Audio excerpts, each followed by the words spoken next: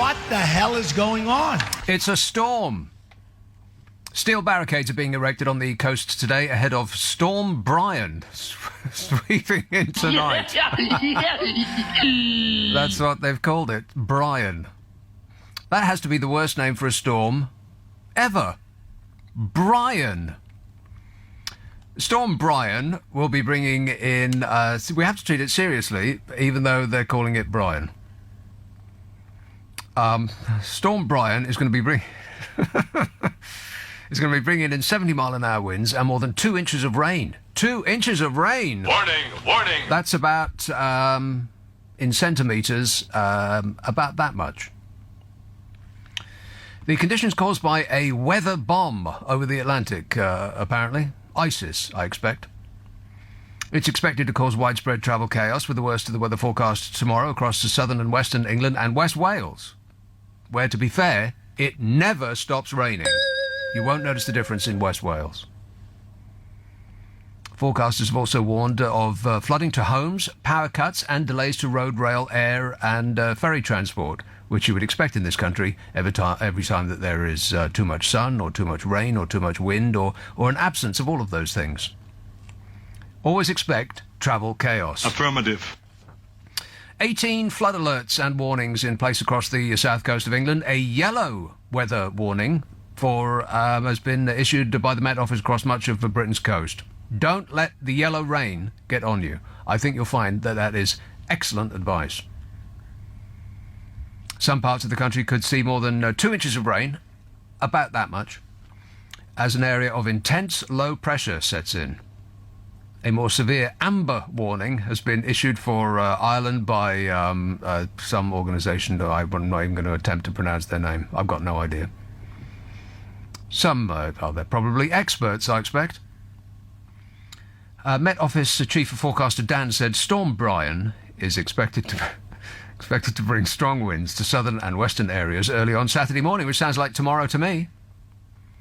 He said as we go through Saturday morning and early afternoon, the strong southerly-westerly winds affecting the southwest will transfer east and slowly change direction as they will become westerly towards the end of the warning period.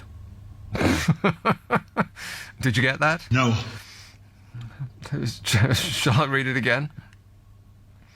As we go through Saturday morning and early afternoon, the strong southerly winds affecting the southwest will transfer east and slowly change direction as they will become westerly towards the end of the warning period. There you are. Is it clear now? No. The hell's he talking about? So, like I said, this system is called a weather bomb because before it makes landfall, it is undergoing a process called explosive cyclogenesis. I'm pretty sure I had that the last time I had Mexican food.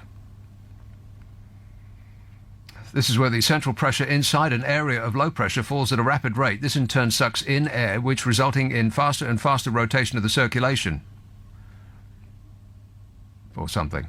This shows an education, isn't it? Negative. The Met Office has said the resulting winds peak over a period of a few hours and could be strong enough to bring down trees, cause structural damage and affect travel, by which they mean your train driver will take one look outside and decide to take the day off. You know, for safety reasons. So Donald Trump is a moron. Now, this is what Ed Miliband said. He's, I think he said he was a total moron, didn't he? Or an absolute moron. Which is a lot more polite than the U.S. Secretary of State said, the phrase that he used about Donald Trump, which was a bleeping moron. Very, very bad word that we can't say on the radio. But apparently you can say it if you are occupying the office of the U.S. Secretary of State. That's what he said. It's not me saying it. The U.S. Secretary of State that said that Donald Trump is a bleeping moron. Nobody knows who the hell he is.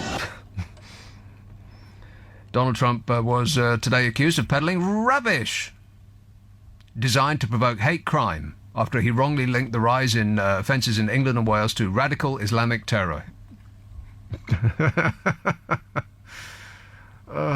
He's not that bright, is he? Trust me, I'm like a smart person. Yeah, like.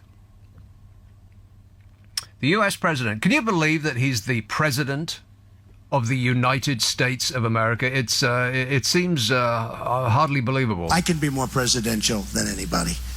The US president sent a tweet referring... I mean, just that alone. I mean, if Theresa May spent all of her time sitting on the toilet watching reruns of Fox News reports about herself and tweeting, you'd think that she would be ineligible to run a country. Donald Trump should be ineligible to run his own bath.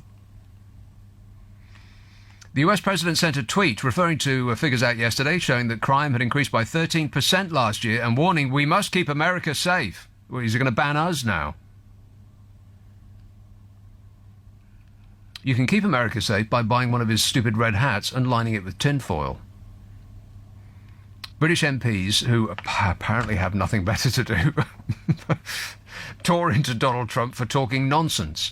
This is how politics is going to be run in the new world. It's the new world order. It's completely chaotic. There's a lot of people shouting at each other over the internet. God. He's dragging us all down to his level. British MPs tore into Trump for talking nonsense, which is, I would say, is completely unfair. Donald Trump does not talk nonsense. Bing, bing, bing, bing, bing, bing, bing, bing, bing, bing, bing, bing, bing, bing, bing, bing, bong, bing. Well, yeah, once again, I stand corrected. Others accused him of peddling fake news and pointed out terrorism accounts for a tiny proportion of crime in Britain. And yet, it accounts for way more press coverage. When was the last time you read about a burglary up your way? But the amount of coverage that's given to terrorist plots that haven't even happened yet, constantly trying to make you fearful of something that's vanishingly unlikely to affect your life one way or the other, while completely ignoring this level of crime that is affecting a significant number of people in this country. I know that was vague, significant. I'll come to the actual statistics in a bit. So this is just fake news. Trump wrote on Twitter, just out report, United Kingdom crime rises 13% annually amid spread of radical Islamic terror. Not good. We must keep America safe. Exclamation mark. He is such an idiot. Or a genius. Because what I get from Trump, it could be a little scheme in order to just throw us off the scent. Constantly. It's like he's driving along in a car and he doesn't want anybody to follow him. He doesn't want dogs to follow him, the pack of press dogs. And so he just keeps throwing a bone out the window. Here, have this one. And then they go and chase that bone. I'm going to pick a fight with athletes kneeling while the American national anthem is on. There you go. Go and sick that for a while. And then almost before they've got the marrow out of that bone, he throws another one out of a window. I'm going to take your birth control away. It's going to be tremendous. He's either a total idiot or an absolute genius. It's hard to tell.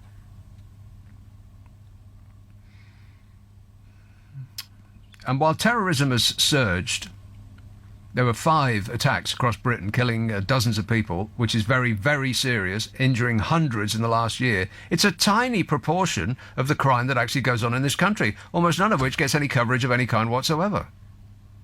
But that's what's actually going to be more likely to affect you, rather than just some random swivel-eyed, bearded nutjob who's learned how to stab people on the internet. Most of the crimes in this country are frauds, thefts and public order offences, which sounds a bit benign till it happens to you.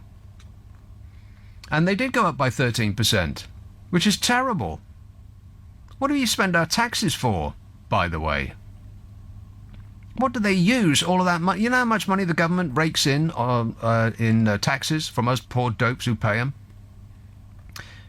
Well, have a wild stab in the dark. Go ahead, I double dare you. Yes? $2 billion, £2 billion a day. What? A day. What do they do with it? Apart from saving it up for buying shiny new weapons of mass destruction that they'll never use. They ain't using it to fix the potholes in the road or to fix the NHS or to make our children brighter, is they? There were 294 attempted murders, 35 homicides related to terror attacks, low in number compared to the 235,000 burglaries, 200,000 harassment cases, 370,000 cases of shoplifting, which have no link to terrorism at all. Donald, you stupid moron. Deputy Leader of the Lib Dems. Oh, this should be a pop quiz. Deputy Leader of the Lib Dems. Anybody? Jo Swinson. Oh, on the tip of your tongue. She said, stop misleading and spreading fear. Hate crime is up, and it's fueled by the kind of populist xenophobia you peddle. As in Donald Trump. Talking to you, Donny. Oh, shut up! What other leader of a country on earth could I have got that clip from? Zero. Not one. Either past or present.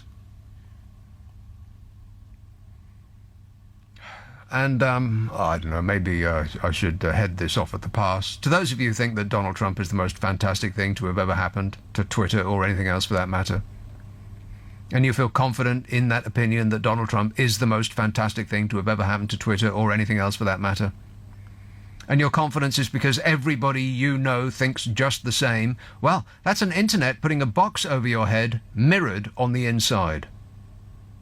You only see the internet posts of people you agree with. That is the evil side of Facebook and Twitter and InstaChat and all those other things that I don't use. You only see the posts of the people that you agree with. Peter Piper picked a peck of pickled pepper. The actual figure for Trump's popularity in this country is about 20%.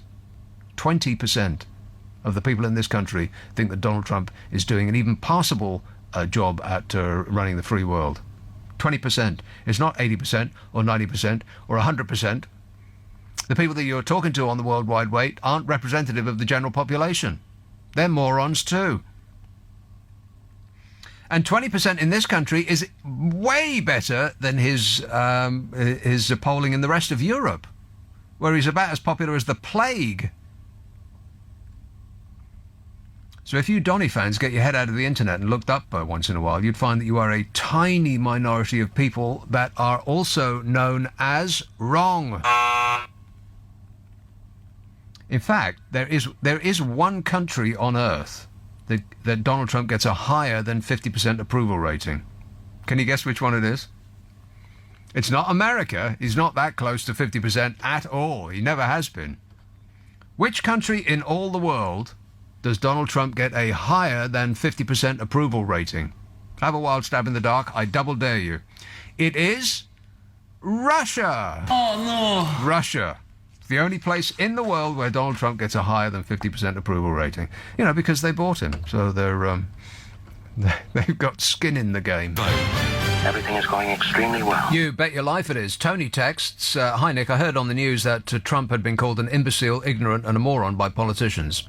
These words are often attributed to yobs, thugs and uneducated people, but they were talking about the president of the USA. I cannot believe Trump will survive beyond this term with the trail of controversy he seems to arouse on a daily basis. Do you still think he will be re-elected, or people will come to their senses? Well, I refuse to come to my senses, and neither will the people. Donald Trump is going to be a two-time president, I'm telling you right now. I predicted Brexit, and I predicted Donald Trump's presidency from the very first time I saw him on TV in a head-to-head debate with Hillary Clinton. I thought, there's no way she's going to win. He looks, oh God, it's painful for me to say it now. He looks more presidential. I can be more presidential than anybody. And he just didn't stop talking. He just blew everybody else off the stage. Plus, he's just a publicity magnet. The left-wing liberal news outlets, of which there's practically none at all, let's face it, they're all right-wing. But let's pretend, for the benefit of this show, that there's a left-wing cabal of news outlets. They just couldn't take their eyes off him. Because every little thing he said was, well, I could do the Police song. Every little thing he said was magic. Rock and roll! But every little thing he said was insane. You can't take your eyes off that. It's like walking past a car crash and not taking a peek. Which I don't do, by the way. I avert my eyes because, once you see something, you can't unsee it. I don't want to see that. First call, Broccoli. Hello, Paul. Hi, Nick. How are you? Good, thanks. Nick, please. Please speak directly into the phone. I'll talk straight into the phone right now. Is that better? No. Huh? I'm right in the phone. Oh, that's better. Yes. Now you've got it. Yes. Yeah, Nick. To be honest with you, I got to say I don't think it's a great idea that the people leave Trump in power now, because to be perfectly honest with you, where we're at the moment, as far as tensions are concerned, you can see it. Trump just wants to be gun-ho everywhere. I mean, he's got himself into problems with Iran.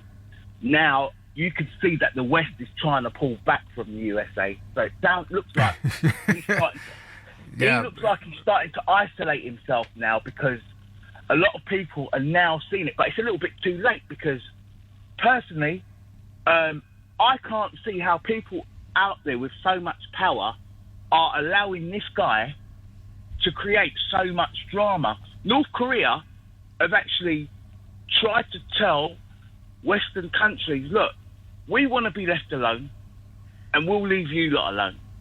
But Trump wants to push the issue. Like he said when he came into power, I could shoot someone tomorrow and walk away from it. Well, he said he could shoot somebody on Fifth Avenue, I think, and he wouldn't lose a single vote, and that's about right. Basically, yeah. right. Because the morons that support that moron, they just. I don't know what their thing is. I think it's because he's white. I think that Donald Trump is the result of 8 years of a black president. I think that there's a lot of people who have voted him in that now have a lot of regrets. And to be honest with you, just remember this, yeah? A lot of people in this world have kids who would like to grow up and see the world as a beautiful place. Yeah. Not filled with radiation, not having to live underground, yes. Right? And not having to worry about which way the wind is blowing. Right. So guess what? If people are really thinking straight, the only thing that would give me respect for Donald Trump if he tried to seek some kind of peace. But this guy... I thought you were going to say seek some kind of help. Well, that too. But to be honest with you, right about now, it's the peace that most of us need in our lives. We don't want to get up tomorrow knowing there's been a couple of nuclear exchanges, yeah. Right? And then it's spiralling out of control, because then the world's going to be a different place. You might not be in your office tomorrow. Wait, what? Right, trying to tell the news. So, we really do need to kind of find the right people to oust him if he needs to be ousted. Because to be honest with you, before it's too late, they're even thinking about trying to get him off of that nuclear football, because he might have to be restrained. You know this, Nick. Someone's going to have to restrain him. Yeah. Well, apparently he can launch without discussing it with anybody, including the people who put him there, the Russians. He can just think it up and do it. And the only person that would be able to stop him doing it is the Secret Service man who's got the briefcase in his hands, who would have to act, on behalf of humankind. Precisely my point. So this is why I am a bit concerned, because on a daily basis, more and more people, especially politicians, are now starting to hit out at what Trump's doing. Well, kind of. Yeah, sort of. We're sort of holding our nose while approaching him at the same time, because Mrs. M is, and this country in general is desperate to strike a trade deal, and Donald Trump, in one of his the many phrases that he just tosses up, he just throws out because it's flitted across his tiny orange mind. He said that we were going to have an easy and tremendous trade deal, which is almost instantly followed by 300% tariff on the plane maker Bombardier. But he doesn't care about us, Nick. Can't you see that? No, I'm aware of that, yeah, but our dilemma is that we need to ingratiate ourselves with him, which is why Mrs. M held his tiny sticky hand and helped him down that ramp. We need to cozy up to him, but he is Why? For money, essentially. But they've got no money. That's money that's not even there. We They should don't be, yeah, have well, any that, money. yeah, that's true enough. As unpleasant as And it we might make the seem, we biggest- should be cozying up to China because that's where the future is. America, you know, like Rome did not last forever, and the Greeks before them, and all great empires eventually fall. And China's on the Well, up, and America's on the down. So maybe we should go Well, and China's- cozy up China's to just- Xi Jinping. China's just decided to stop our recycling manufacturing. How about that? What, we can't send our rubbish to them anymore? Nope. They've cut it totally. It's banned. Right. Well, Right, I don't see so- why they should clean up after us. We should be cleaning up after ourselves. Be a better idea. Anyway, it's been an inspiration, Paul. Thanks a lot, Thank you, mate. Nick. Cheers. Ta-da. 0345 6060 973. More and more, I'm getting the feeling that the people should not be allowed to, vote. People should not be allowed to vote. Who's with me? Show of hands. Oh, no, that's voting. We keep making the wrong decision over and over again. How many times do we have to be shown to be in the wrong? Donald Trump is going to get elected to a second term. I know that that's true. All he has to do is keep the yahoos from the Dingling states on side, and to do that, he just all he needs to do is just keep picking fights with foreigners, and black foreigners particularly, or American black or black Americans. It doesn't really matter where they're from as long as they're black. And all of those white people. I mean, he also has to keep kidding on that he believes in Jesus, and he says God every now and again, and then he's going to get voted in again. I mean, who have the Democrats got? Who have they got? They got no one. And don't say Bernie Sanders. That old man looks like Catweasel's grandfather. He's not going to get voted in to be the president of the United States of America. He just looks like he looks like a man who's run into the street in his pajamas. Needs to be helped back inside. There has to be someone young and someone you can have hope in. I can't think of anybody. But then, my knowledge of American politics is thin. Just as, and I have to say that that's the case with every other subject on Earth. Thin. I shouldn't even be doing this show. What's my qualification? Emma texts, Nick, we thought George W. Bush was God's gift to comedy. Now we have Trump. I want to know who ran over God's dog. We want the name of the person that ran over God's dog. Here's a call in Crawley. Hello, Joyce. Hello, Nick. Joyce. How are you? I'm great, mate. Well, I love Donald Trump, Oh, my God. and I really don't know what do you actually know about him? I know plenty. I You know don't? I know enough to make an informed decision. What do you know, Joyce? Well, that he's added $5 trillion to the stock market. Yeah, you don't. You Unemployment. can't. Wait a minute. Let's deal with these one by one. He's added $5 trillion to the stock market. You can't possibly believe that in such a short period of time you can turn around a great liner like an economy of a country and take credit for it. Take a look at take a look at the graph. Take a look at it. It's on.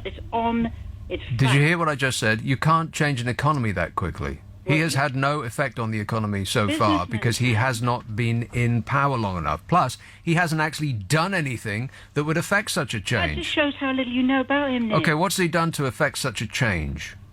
He's reduced the regulations to encourage businesses to grow. Well, he has reduced Taken over $1 regulation. million. That is correct. None of it good. Huh?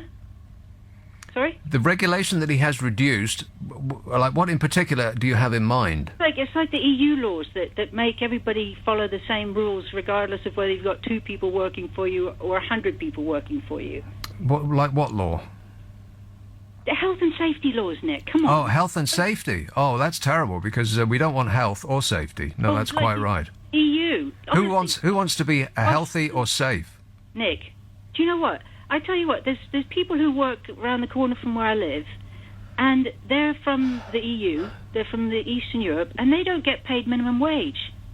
Okay? Well, so what, everybody what's says how so wonderful the why EU is minimum wage. how is that the problem of either the EU or Donald Trump? Oh, because of the working laws that the EU gives us, the employee laws that everybody thinks are so wonderful. but they don't. Nobody follows. You're making no sense. You're saying that people have come here from the EU and they're not getting paid minimum wage, and somehow that's the EU's fault? It's surely the fault of the people that are employing them. Nick. Yes. Everybody credits the EU, like you do. You love the EU. No, I don't. Love it. No, I don't. You do. You always back it up. You think Brexit's a nightmare. It is a nightmare. That's undeniable. EU people, the blooming Remainers, are trying to God. sabotage it. That's why. Not sabotage it. People They who are. who are realists are just pointing No. out the truth, and people like you get into a demented rage every time somebody says anything that's not a hymn to Brexit. Here's some of the things that Donald Trump has done. He's revoked a rule that expanded the number of people who could earn overtime pay. These are the people who voted for him.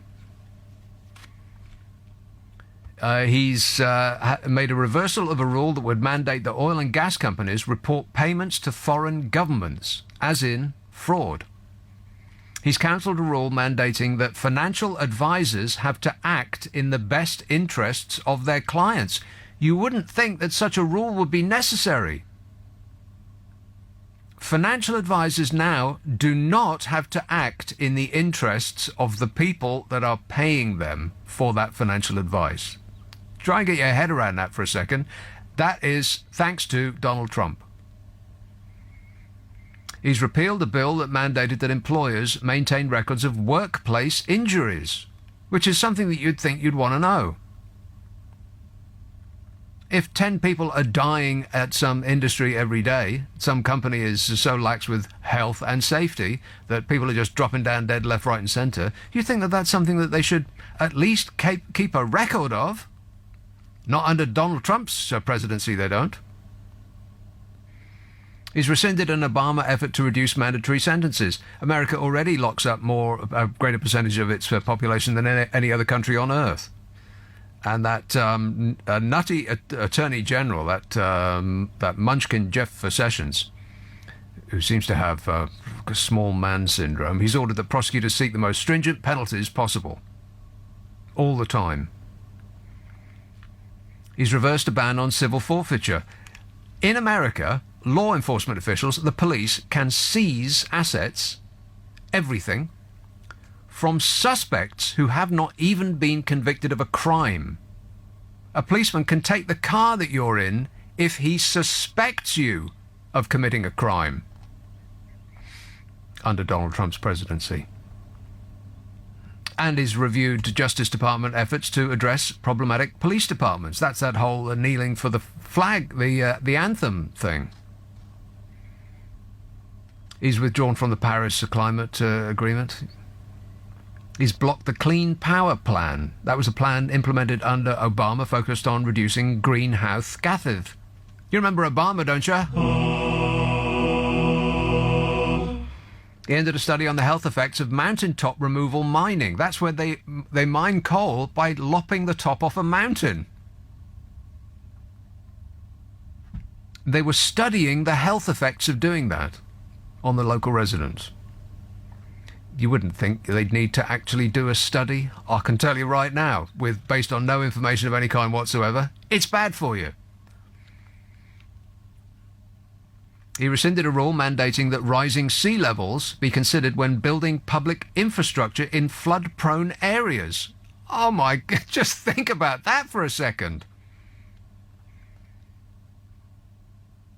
He rejected a proposed ban on pesticides, on a pesticide called chloropyrifos. Chloropyrifos. And 1 month after he decided to do that, farm workers fell sick by exposure to chloropyrifos. He reversed the ban on plastic bottles at national parks. Why would anybody do that? He repealed the ban on lead bullets. Bullets were banned under Obama because lead can poison wildlife. Why would anybody do that? He rescinded a limit on the number of sea animals that can be trapped or killed in fishing nets. He delayed and potentially rolled back car fuel efficiency standards. You know, because of those evil people in the EU, they want cars to be more efficient for the benefit of our health. And that's the way it was going in America as well. And Obama said, now you don't have to have cars that do 30, 40 miles to the gallon. Now they can do 6 again. He's rolled back rules and regulations for businesses, all right. None of them good. He ended a rule banning dumping waste from mining into streams. Now they don't have to clean that waste up. They can just dump it straight into the waterways. He rolled back school lunch standards championed by Michelle Obama in a desperate attempt to make all of the kids less fat. He repealed a rule mandating that internet service providers seek permission before selling personal information. Now that's alarming. All of the information that your internet service provider and all of those high-tech Silicon Valley companies that have every piece of information about you, they know more about you than you know about you. And they were prevented from selling that information on for a gigantic profit. Not anymore. Thanks to Donald Trump. And finally, for the moment, he reversed a rule that would ban gun sales to those deemed mentally defective by the government. If you are certifiably mentally ill because of Donald Trump, now you can go and buy a gun. It's legal. You'd have to be 2 rounds short of a picnic, 2 rounds short of a magazine, after that lot, to still think that Donald Trump is doing a great job. You'd have to be a coal mine owner to think that Donald Trump is doing a good job after that lot. The man seems to want to reverse us back to the 1950s. Meanwhile, China is charging towards the future. The biggest things that China are exporting now: solar energy, AI, and pharmaceutical technology. And Donald Trump wants to go back to coal and bashing steel together. The man is completely out of his mind.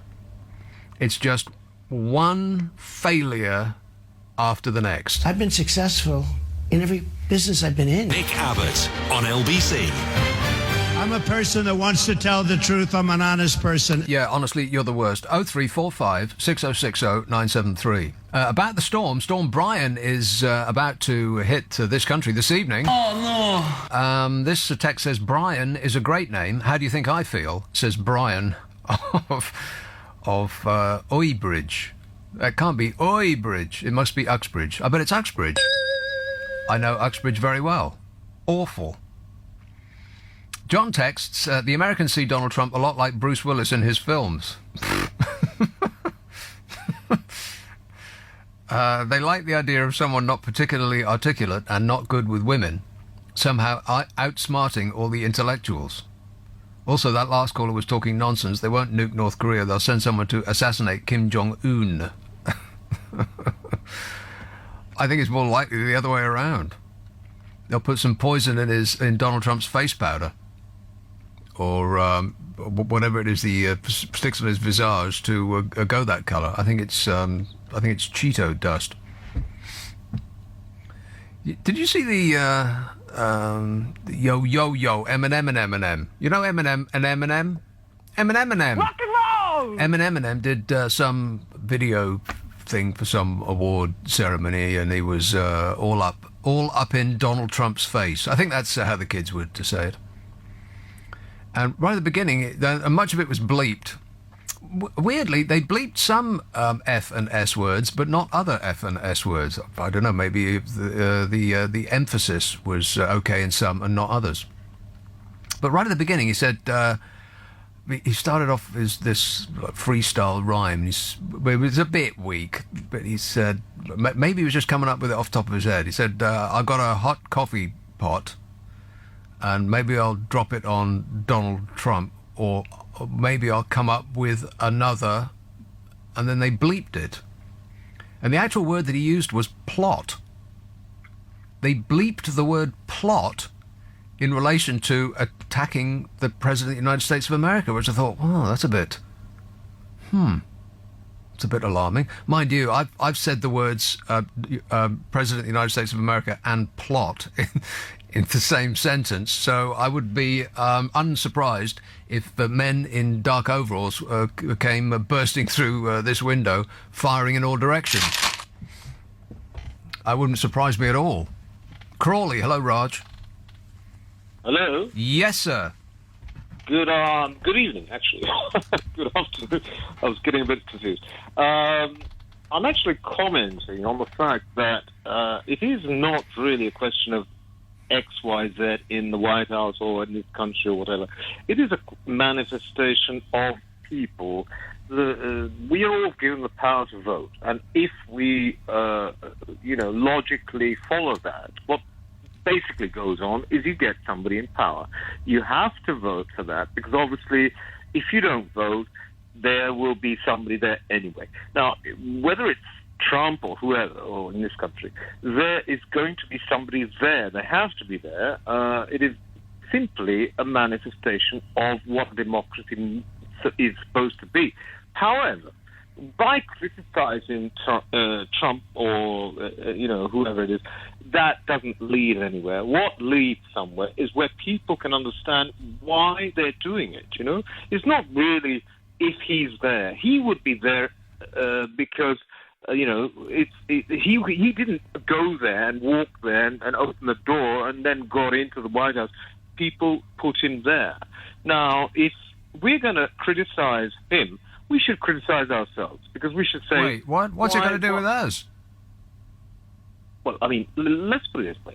If you vote for somebody, you know logically or, consciously that you're doing it. If you don't know that, you've got to be the most stupid bloody person on the planet. And that is the unfortunate thing of a democracy. Yeah, but we didn't like vote. We didn't vote for Donald Trump. We did vote for... Not we. I'm talking about the Americans. Huh? Oh, okay. No, I'm not talking about that. I think it was a white versus a black thing. I think America was unprepared to vote for a woman, and so it just came down to. No. Hillary Clinton is probably the most corrupt politician in American history. Oh, absolutely. Please. How can you even say that? 33,000 emails. Oh, shut up! The blooming emails. You can't be serious, Raj. That child that Donald Trump is his son-in-law, that guy that he's given about half a dozen of the highest offices in the States to, he used a slew of private email accounts to conduct government business, and so did his daughter, and so did other persons whose names I can't remember in the American administration under Trump. Everything that she did, he has done worse. The blooming emails. Oh, God, I can't stand it. Not for a second longer. The most corrupt person on earth because she sent some emails on a private server. For crying out loud. Gaz tweets, Sanders, as in Bernie Sanders, has the right ideas for the Democrats, but you are right, I can't think of anyone who can do it for the Democrats as yet. Well, there is one person. And he used to be a comedian. He's called... I knew I was going to forget his name. It's on the tip of my tongue. I can see his fat, cheery little face. Glasses. What's his name? Who are you on about? He's a Democrat. He used to be a comedian. He used to be a stand-up comic. And then he had a short-lived radio talk show on a short-lived American talk network called Talk America, and he's a senator now for one of the one of the intelligent northeastern states, I think. And what's his name? He's quite a star, and he cuts through. He's entertaining, but he's also very hardworking, and he's got a lot of good ideas, and he's smart, and he's got charisma. I can't think of his name, though. What's his name? Jerry Seinfeld. Of course not. Jerry Seinfeld? No, Jerry Seinfeld isn't a senator. Jerry Seinfeld does comedians in cars getting coffee. It's got nothing to do with the government. I never found Seinfeld to be remotely funny, and I think it's because of Jerry Seinfeld. I don't think that he himself is a particularly funny person. How he got that show is just beyond me. The writing, David, who's back. I haven't seen the new series yet, but David, what's his name? What's wrong with me? I can't think of anybody's names. The man with his hand in the air. Cam from Glasgow. It says Al Franken. Al Franken, the correct answer. Al Franken. Al Franken should be the leader of the Democratic Party. And you've got to start now. Donald Trump's already raising money for his re-election campaign. The re-election campaign starts the moment they swear the president in. We only get it here for our election campaign, and we think that it just goes on and on and on. It lasts maybe 6 weeks, couple of months, 3 months at the most. In America, it lasts for 4 years. It's just never ending. It's excruciating. Well, they've got to raise $1 billion in order to make it to the White House. That's what it costs. Can you imagine spending $1 billion on something and coming home with Donald Trump? Oh, shut up! God, made a mistake in the show. Let's hope you can return him. No, he's going to get in again. I'm telling you right now. It's a white thing. The yeehaws from the dingling states, the flyover states, the ones in the middle that you don't go on holiday to, they're going to vote for him again. Because you'll keep picking on black people and the Mexicans, and you'll keep saying to them to build a wall. I'm building a wall, okay? I'm building a wall. I'm building a wall, okay? I'm building a wall. What's amazing is that white women voted for Donald Trump overwhelmingly. It's just white people. Gas tweets. Oh no, I read that one. Peter says, we all know that Trump is unstable, but he's also very clever. No, I don't think so. I don't think so. I don't think he's very clever. Very clever? Trust me, I'm like a smart person. Anybody that's very clever doesn't have to keep telling people they're very clever. I think that that's probably true. Anyway, he says, who else could make poor Americans believe that he will improve their lives by giving tax cuts to billionaires and ending their affordable health care? But really, what has he achieved? Nothing. That's a good point. Donald Trump has, the one thing that Donald Trump has is charisma. He's got it by the bucket load. And he's just pouring it out like a garden hose all over the American people. He has the ability to make people in vast numbers vote against their best interests. He keeps telling them your healthcare is going to be tremendous, but ask for details. He hasn't got a clue because he just got no idea what's going on. But he has the ability to communicate to people that something that is going to be bad for them will be good for them. I don't know, maybe people are just stupid. It's possible. They don't want to hear the detail. They just want to hear that everything's going to be tremendous and great and huge. I'm amazed that nobody like that has come to the fore in this country. I'm a nutcase. Yet once again, I stand corrected. Well, let's get back to it. Yeah, how's that new London stadium working out for you, West Ham, by the way? Oh, fabulous. Can you see the game from your seat? No. Binoculars provided. Jerry texts, please do not make these horrific predictions. We know he's crazy, as in the Orange Nightmare in the White House. The greedy Republicans are holding on to get their disgusting corporate tax cuts, throw out any meaningful regulations, and erase Obama's legacy, says Jerry. They'll keep this vessel in office as long as they need him. Hopefully someone will throw a net over him. Everyone knows he's soft as a grape. And it's only somebody who is all gooey and podgy like he is who tries to act like such a tough guy. I'd like to punch him in the face. Yeah, sure you would, Donny.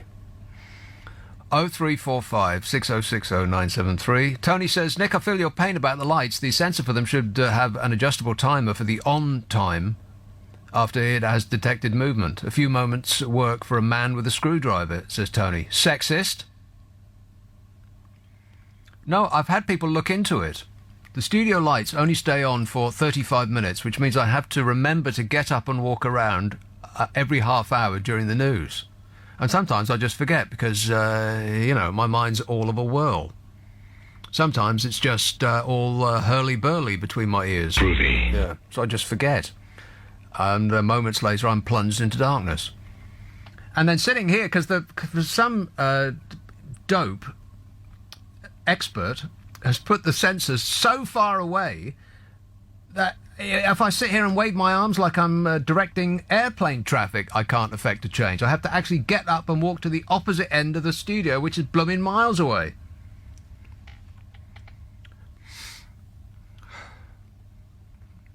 Not that I'm complaining or anything. Stop whining. 0345 6060 973. Here is a call in beautiful downtown, probably not so leafy anymore after the winds and the rain, Chiswick, Milan. It's actually all right. It's looking outside my window. Actually, it's all the leaves on the floor and seeing what's what. It's autumnal.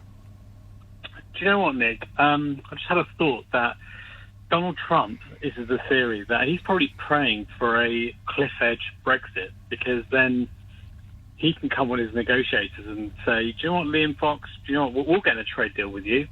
And Liam Fox will be, oh, fantastic, brilliant. So let's do it. He goes, right. But all it is, we want hormone-injected beef to be in the UK. We want chlorinated chicken. Chlorinated chicken. Yeah. Sounds like lunch. We want access to, our American companies want access to your NHS. Yeah, we want genetically modified crops grown in your beautiful country. And we want extra migration of our workers in the UK. The very things which Brexiteers wanted to stop all control. So at the moment, I think there's 30,000 or so Americans. It could rise depending on the trade deal and increasing numbers coming here to work. And so we'd have to be out of our mind to hope for a good, solid, and reliable relationship with Donald Trump's America. People are running in the opposite direction, and we should join them. But if we leave in a cliff edge, then we'll be desperate to get a deal with anyone. Well, that's exactly right, yeah. And in a position of desperation, you don't get a good deal. You ain't going to get a good deal with Donald Trump anyway, because you can't believe a single word that man says. He says one thing one day, and then almost before he's finished the sentence, he'll change his mind and think something else, depending on what he just saw on television. Exactly, and if it is a hard Brexit, then to compensate for the loss of our exports to the EU. Do you know how much our exports to America would have to rise by? Well, 50% of our exports go to the EU, so that. But, which is improbable. I mean, which is incredible. So I think the American Donald Trump, that could be his legacy in saying, look, I've got a great deal with Britain, and there's so much exports going to UK of all this dodgy beef and chicken. That's great, and there's jobs and so on, and so he may be elected. Whereas for us, it wouldn't be a great deal. Plus, what could we sell to America that we don't already sell them? I mean, what do we make that they would want that we don't already sell? I don't get it. Where all these new markets are going to come from? I mean, think of it. If you're running a business and 50% of what you make you sell to the EU, and then suddenly, because Mrs. M is trying to placate the demented Brexiteers, the hard nuts in her party, then we go to WTO rules or something daft like that, and they slap a 10% tax on your widgets, so Europe doesn't want them anymore because they can get cheaper widgets that are made in France and Germany and Italy and Hungary and so on. So where are you going to sell your widgets now? Like half your production now's got no home. They don't want them anymore. So where else are you going to send them? Exactly. See, that's what we're talking about here. I mean, people blithely say, oh, well, there'll be other markets and so on, without thinking what that actually means. That means people who make stuff are going to have to find, for about half of what they make on average, another market. Well, what an absolute nightmare that is. And Okay, like, can I say something controversial? Oh, my God. Not on this show. Controversial on this show? Get ready, everybody. Grip onto something firm. Okay, look, I don't mean to be disrespectful, but why is it... Yes. Why is it that a lot of Brexiteers are completely deluded and moronic when it comes to their arguments? They're just living in fantasy land. I think I have the reason. Okay, go on. I think it's because there's a certain element in the country that feel as though they have been left behind, which may or may not be true, and they feel that it's not their fault for not learning more in school or for being unlucky. Most of what you achieve in life is through luck, let's be honest. So luck has, and a lack of education and a lack of opportunity has left them behind.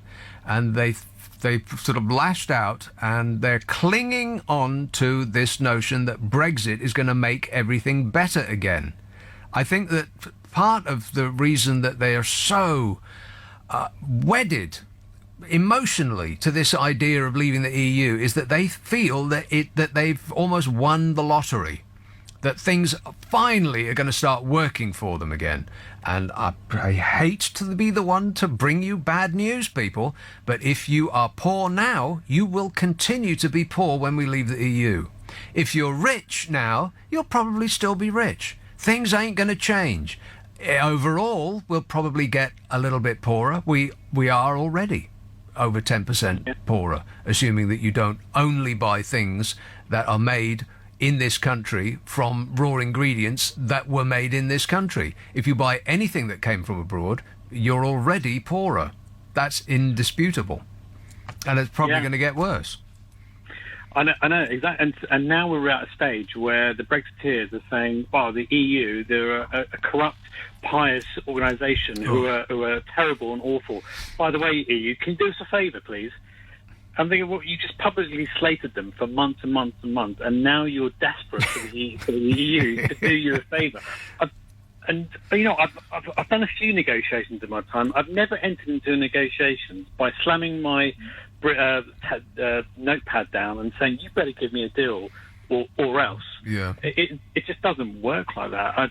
I don't know what planet they're living on. And I think that when politicians speak to other politicians abroad, they're not actually talking to those other politicians. Their comments are directed at us at home. When Theresa May goes and makes a speech in Florence or talks to Macron in front of the cameras and so on, she isn't really talking to him. She's saying things for our consumption. So I think all that tough guy stuff was, and I'm sure that the Europeans were doing the same thing to their constituents, just in a language that I don't understand. So I didn't hear them do it.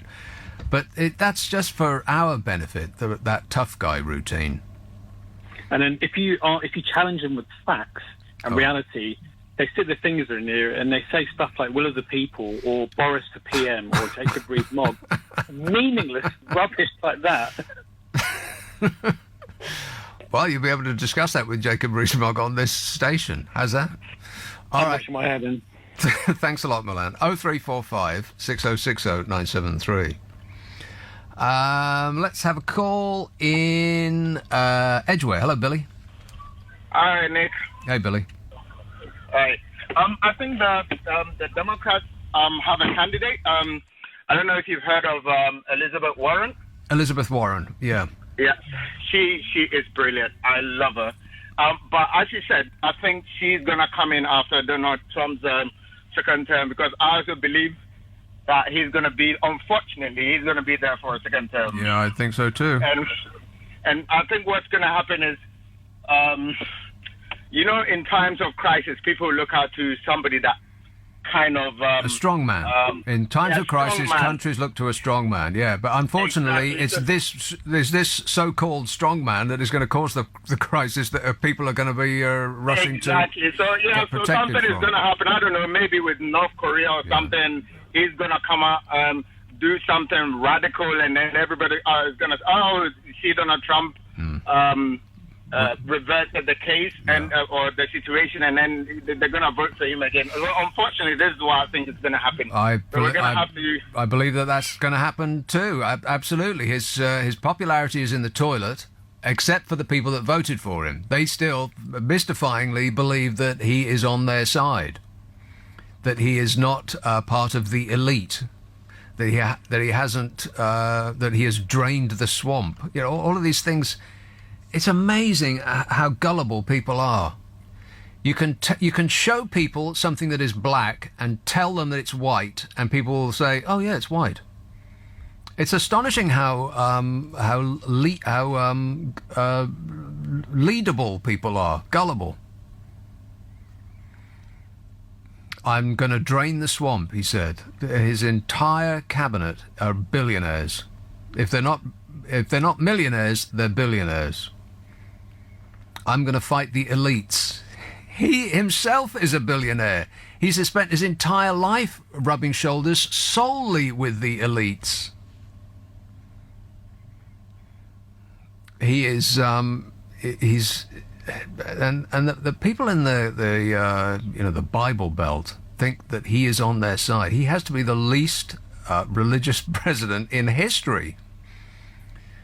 But I don't know. You can fool a lot of the people all of the time, apparently. Thanks, Billy. 0345 6060 973. You can text 84850. You can email nick@lbc.co.uk, and if you're on Twitter, it's @LBC. Hey, did you see the thing about Melania Trump? There's a conspiracy theory about Donald Trump's current wife, the fembot from Eastern Europe, Melania Trump. There's a conspiracy theory about Melania. Did you read about that? I will be so great to women. I cherish women. Yeah, with both hands. Conspiracy theorists are suggesting that Melania Trump has a body double who appears alongside the president in public wearing a fake nose and giant sunglasses.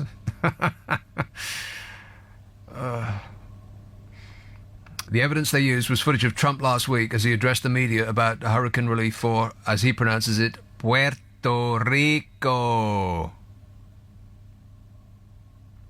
I love Puerto Rico, is what he said.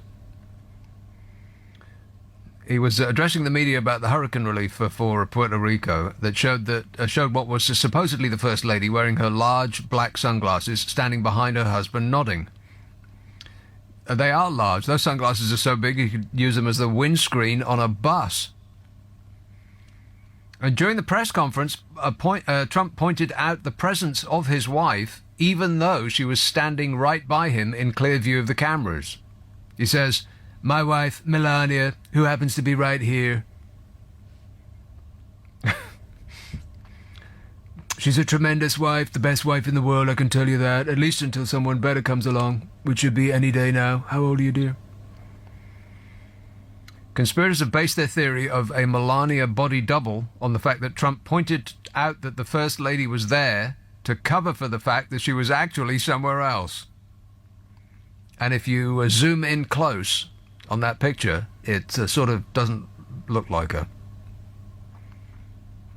They claim that Melania does not appear to look like herself in the footage, specifically questioning the shape of her nose. And the headline in the Mail was, "Is Melania Trump using a body double?" And the correct answer is, only in bed. But don't tell Donnie that, because he'll get grumpy. 0345 6060 973. You can text 84, but it didn't look like her. 8485. And if you were his wife, you'd want a body double too, right? Correct. Yeah. 84850 and all of the rest of it. You know, you're probably familiar with the ways to get in touch. And if you aren't, then don't. Edgware Road, Winston. Hello. Yes, sir. First of all, are we on speakerphone? No. Wow. Well, can you walk closer to the phone? Yeah, can you hear me now? That's better. If I was Donald Trump, yeah, I would be if I more than ruled the happy world. Say No, to say Melania Trump was my wife. Would Melina. You, or would you not? Melina? Yeah. Melina, Melania. Yeah, one of those people. Would you or would you not? Sure. Yeah, exactly. But the thing is with me, I feel that he's brought together all four corners of the Conservatives in America, and they're proud to be American again. Is that so bad? The four corners of the Conservatives? Yeah. Is that so bad? Well, it doesn't make sense. Do you want to have another go at that sentence? An echoing silence. I'll assume that the answer is no. 0345 6060 973. Kate emails, hey Nick, my name is Kate. Yeah, I know that.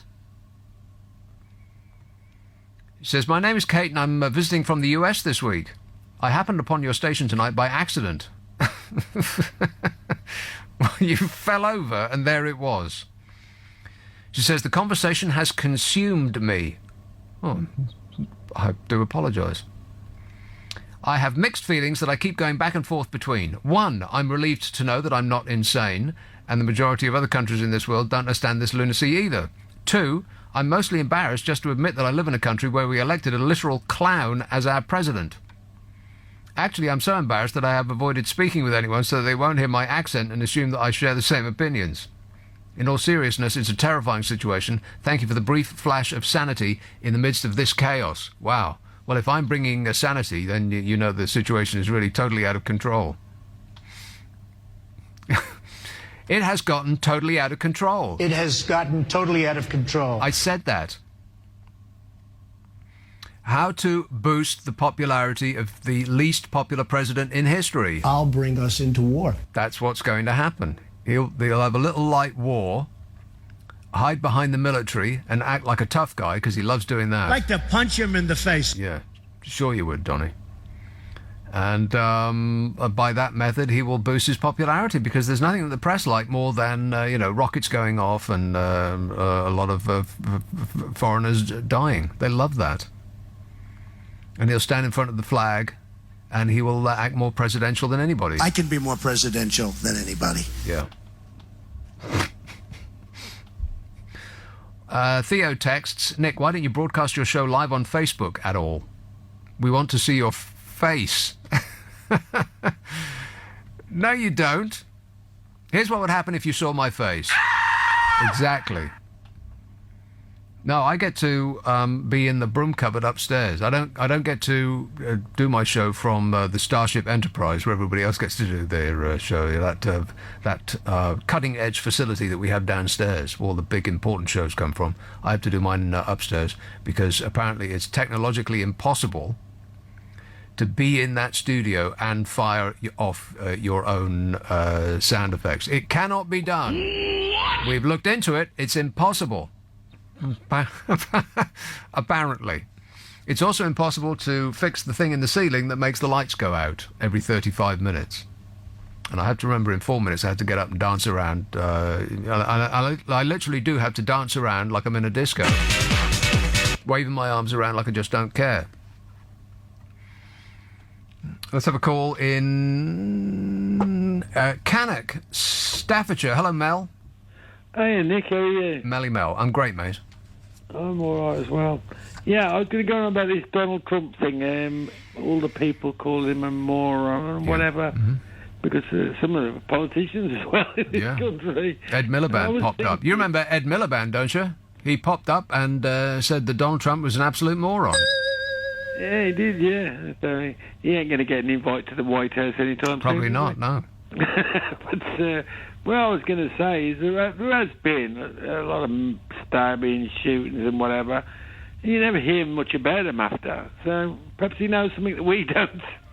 I mean, I don't know. Well, the crime figures came out yesterday, and they are not good, like at all. And you're quite right. There's a lot of crime that goes on. This background hum of constant criminality in this country that you just don't hear about. It does not get published in the press. What you do hear about, on the other hand, is terrorist attacks that haven't happened yet. And if an attack of some sort does happen, and they append the word terror to it, then you hear nothing but that for weeks on end, and on and endlessly on. But this affects those attacks affect almost no one at all in the grand scheme of things. They are mosquito bites on the hide of humanity. But the sort of low-level crime, burglaries and fraud and all of the rest of it that happen all the time, affect a disproportionately large section of the public, and yet get almost no coverage at all. Yeah, like I say, I've noticed. I mean, you don't get a great deal of that sort of crime up here, but not that I hear of anyway. Exactly, not that you hear of. Oh, it's happening, Mel. I ain't got a clue. I don't think there's many people being stabbed around here. I bet there are. I bet there are people being stabbed, and I bet there are people being assaulted and sexually abused, and I bet there are people suffering from fraud, and they're having their phone nicked in the street, and they're being burgled. Like I say, it's not on the grapevine, put it that way. Yes, precisely, because it happens so often, it's not news anymore. Perhaps you're right. I don't know. I've not heard. I hear of London and Birmingham, but mainly cities. But you don't hear much about. Well, yeah, but that's because you hear about. I mean, I think there was a stabbing the other day. One person killed other two people. Yeah. And then it all goes quiet, and you think, well, what was all that about? So, meanwhile, yeah, your neighbours are getting calls from people in India who are saying that you've had somebody break into your bank account. All we need is your PIN number, and they'll have all of their money drained out. But it won't make the news because there's no exciting footage to go with it. It's just that dull, monotonous background hum of criminality in this country, which is getting worse and worse and worse. But it doesn't get any coverage. It's not in the news. As opposed to anything that has anything to do with the terror, which gets no end of news and affects almost no one at all directly. Mel, I've got to go because it's time for me to go dancing and leave you with the news. Thank you for holding. Your call's important to us. Yes, and I really mean that. 0345 6060 973. Here is calling beautiful Surrey. Hello, Tony. Hi there, Nick. Tony. Nick, I was just wondering, couldn't your extremely polite producer wave his arms for you? No, he's in a different facility. He's through 3 panes of glass. He can't wave. His arms aren't that long, and he can't wave them that frantically. Right. What about a light of your own? Excuse me? Oh, right. A light of your own. Well, I used to bring in my own light. I did. But now it's I use it to shine up my cooking because the cooker hood doesn't work. Right, yeah. Now, what, 2 candle bulbs in it, are they? In your cooker hood? Oh, no, it's, I know, but the entire cooker hood, it doesn't work. It's not just the light, it's the whole thing. Oh, I see. Yeah. You need a man with a screwdriver again, then. Yeah, I need somebody handy who wants to work. That's right, who wants to work for nothing. Yeah. Well, that's me. You're hired. Yeah, right, good. Okay. So about why are the people generally so easily led? Because that's a very significant point. And, I'm certainly not clear on why they are. I think people are prepared to believe someone with charisma. And if there's one thing that our politicians have lacked lately, it's charisma. Boring. They are dull. They're like robots. Correct. And Mrs. M is chief among the robotic politicians. And so every now and again, once in a while, somebody who really has got charisma pouring out of every pore. They'll come along and, I suppose so. But I'm thinking of somebody else in particular. I'm a nutcase. Him and Trump will come along, and in other eras it has been other charismatic leaders who have led their countries down the wrong path. People are prepared to believe someone who can command a stage and just blurt out a lot of old nonsense just to fill in the gaps.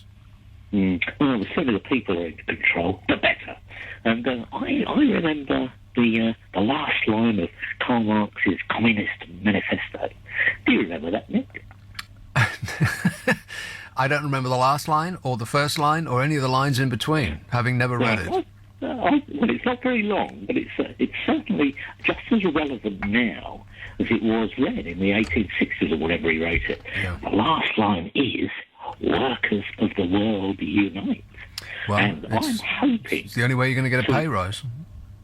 Yeah, well, yeah, that's right. That's one of the things. But get rid of money as well. I'm hoping to get that added on Karl Marx's tomb, where the Communist Manifesto is also written. Because a good few people look at that, and I think the internet is such an important device, the like of which we have never ever seen before. The internet. Yeah. Well, it's the most important thing that's been invented since the book. Since the printing press. Well, since the wheel, I think you go back as far as that. All right, the Zippo lighter. Yeah, that's not a bad one. In fact, they are beautiful works of art. Those. You don't mean the plastic one, do you? Do you mean the plastic the one? Metal one? Yeah, the metal one. The ones that don't go out in a storm. Oh right, yeah, they are brilliant. That's absolutely right. Yeah. So there we go. They smell like petrol, though. That's the only thing about them. Right. Your first lungful smells like petrol. Yowza. Yeah. Don't you like the smell of petrol, then? I love the smell of petrol in the morning. Yeah, when we hear him say that. But by the way, what was the context of "I like to punch him in the face"? It was, well, shockingly, it was a man who was protesting at one of Trump's yeehaw rallies in one of the Dingaling states. Uh-huh. And he was like the lone man in a warehouse full of screaming yokels who put a sign up protesting the Trump's presence, who was manhandled out of the arena, and Trump, with the benefit of a slew of armed guards between the two of them, acted the tough guy and said... I'd like to punch him in the face. Yeah. Yeah. Well, I think he's a shining example of just what money can do. And to my mind, it is completely and utterly wrong. And the sooner we get rid of it, and I think that's possible, and I think that's the way things are going, the better we will be. What, you mean democracy? No, I'm talking about a democracy that would be more reflective of what the people actually want. And well, then we need proportional. We need proportional representation. We need to be. We need to have a government that is in constant cooperation with other smaller parties, a coalition. Other countries, in fact, most major countries that I looked at recently, I tried to find, if you look at it on the World Wide Web, I don't have it to hand, but countries that are led by coalitions. And it's almost all of the big ones, almost all of the important ones. It's us and America who aren't. And at the moment, we're not shining examples of democracy. Not really. No, right. Did you see my text about nuclear war? Only if it was cut and pasted in front of me. I don't see the raw feed as it comes in. Oh, okay. So I'll scroll down. No, I didn't. What did it say? Right. Well, it said, I reckon that Trump may well nuke North Korea, but I think that if he does, Kim will be safe in his bunker. And they may well have already discussed a nuclear war between them and see it as an effective and efficient way of reducing the population, i.e. us. So the sooner we get in power and get him out and others like him, the better. Then the better for us all. Okay, well, fingers crossed. Thanks a lot, Tony. 0345 6060 973. You know, he might not have to start nuclear war in order to get rid of a lot of us, because we might be being got rid of anyway by dint of the pesticides that we use on our food, which are killing off our insects. Did you hear about this?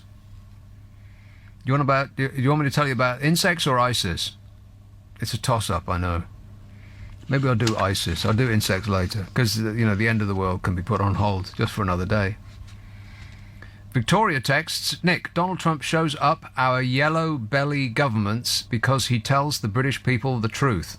We need Donald Trump running this country.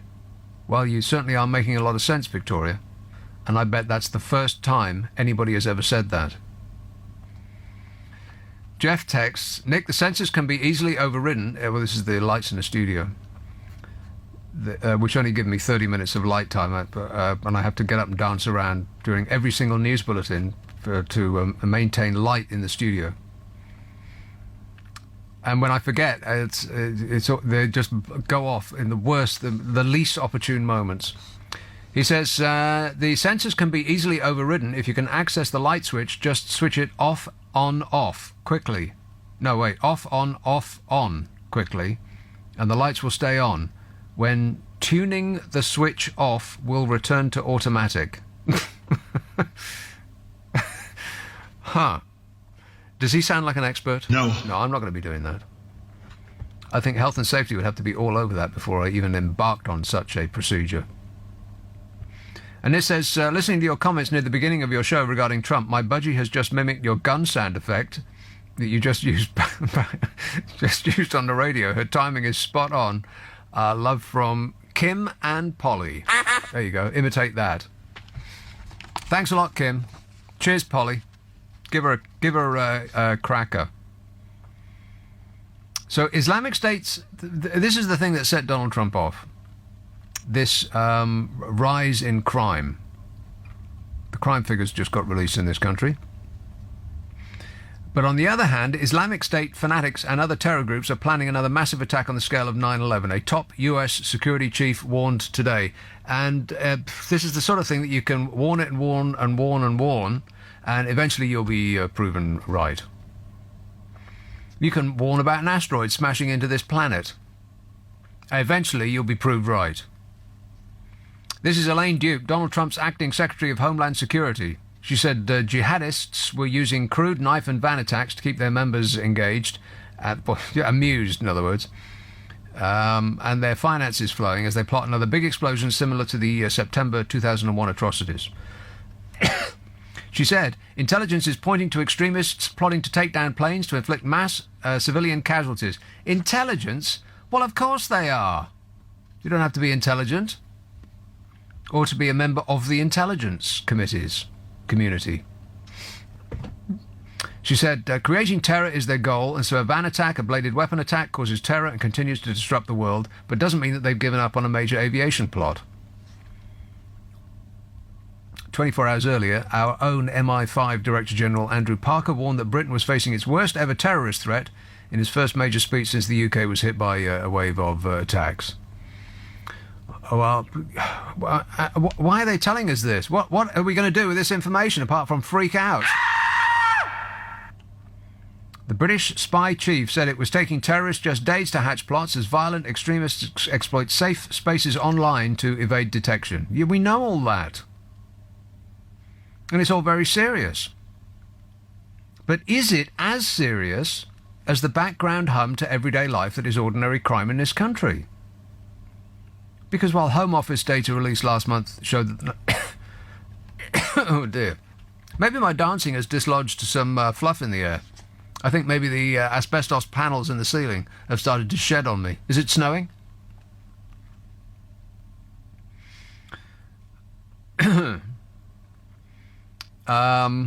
Official Home Office data released last month showed the number of people detained over suspected terrorism increased to 379. That's the highest since records began. 379, which is a number known as peanuts. 379 is nothing. Crime in England and Wales, meanwhile, soared by 13% in 1 year, with an even bigger rise in violent offences, including knife crime and sexual offences. People talk about terror constantly, but that's a pretty terrible homegrown crime right there that gets virtually no coverage in the press whatsoever.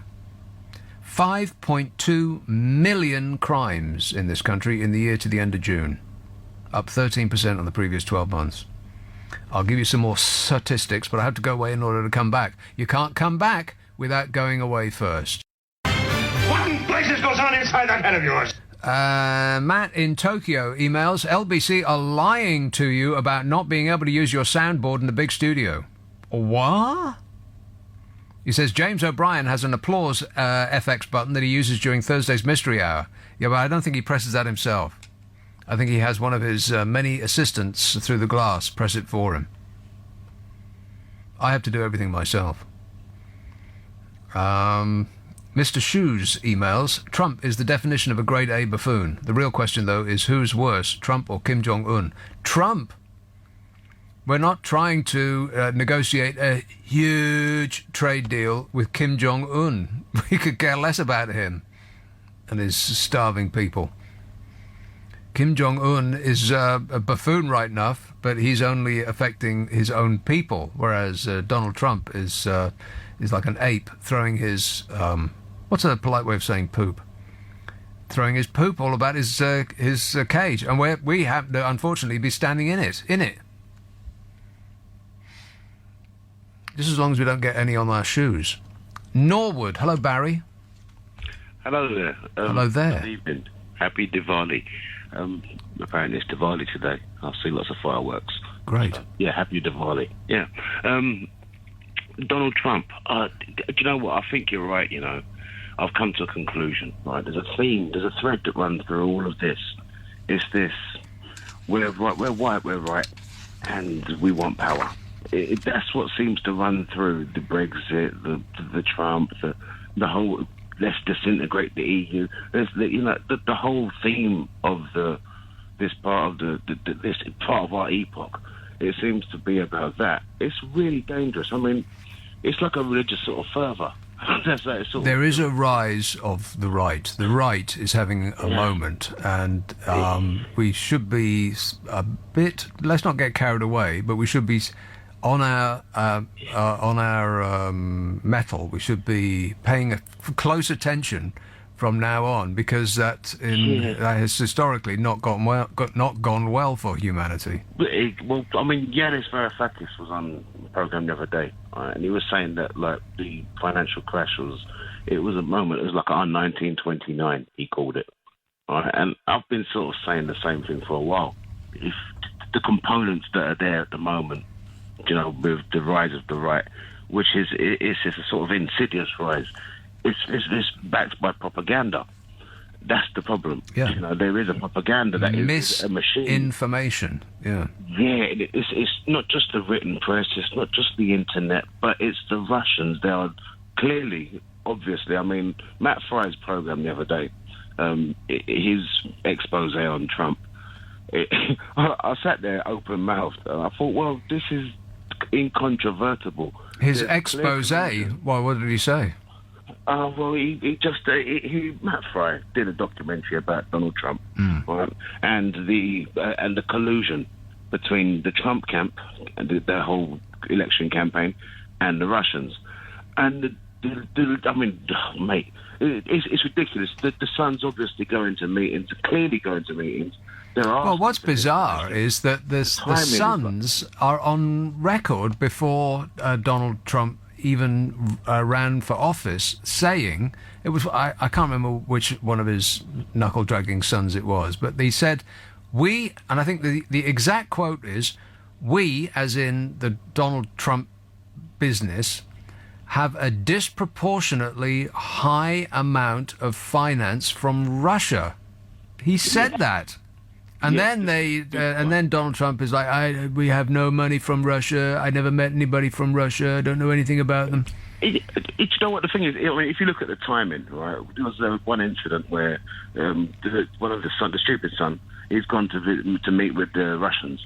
He's sat down with them. He specifically asked. It's on record. There's emails that directly says, "Do you have information on Hillary Clinton?" It's effectively what he says, right? And this is clearly breaking the whole Constitution of America. You can't do this, right? So he's gone to that meeting. Let's say on the Wednesday. Is that the meeting that he subsequently said was about adoption? They were going to adopt babies from Russia. Yeah. He came out with something. Oh, the guy's so ridiculously stupid. It's incredible. I've never seen such a buffoon apart from his dad. Well, his dad's a smart buffoon. He's an idiot, right? But he's had this stupid meeting. He's come back, reported to his dad, and the very next day, Donald Trump's come out and said, "Right, we've got a big announcement. We're going to have these emails for you. We're going to have," and he comes out and he says that, you know, effectively there's been this meeting and we're ready to.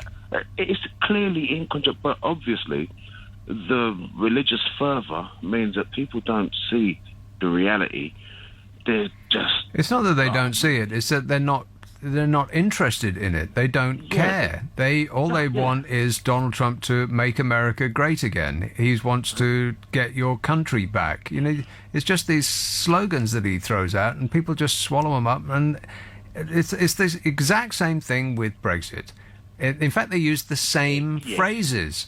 And a lot of it came from the same Russian troll farms, infecting the internet with all of this garbage about let's take our country back. And people hear that phrase, and they don't need any details. It's almost like they've stepped into a Disney cartoon.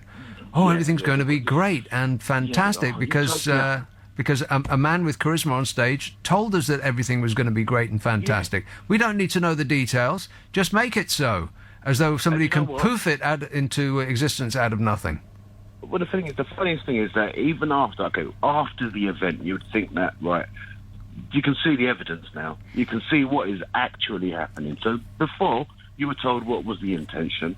Like Brexit, this is the intention. We're going to have closed borders. We're going to have this. I heard Chris Grayling saying that previously he said we're going to have closed borders. Freedom of movement ends on the 19th or whenever, 2019. It's just March 19th, it ends. There is no freedom of movement. Then on Thursday, I heard him on Question Time. I had to turn it off. I couldn't stand listening to the man. I heard him say, what we need is the Norway model.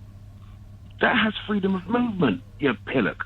Do you know? Well, I heard that we actually need the Australian model, and there's a higher percentage of immigrants in Australia that go in there on a yearly basis than come here.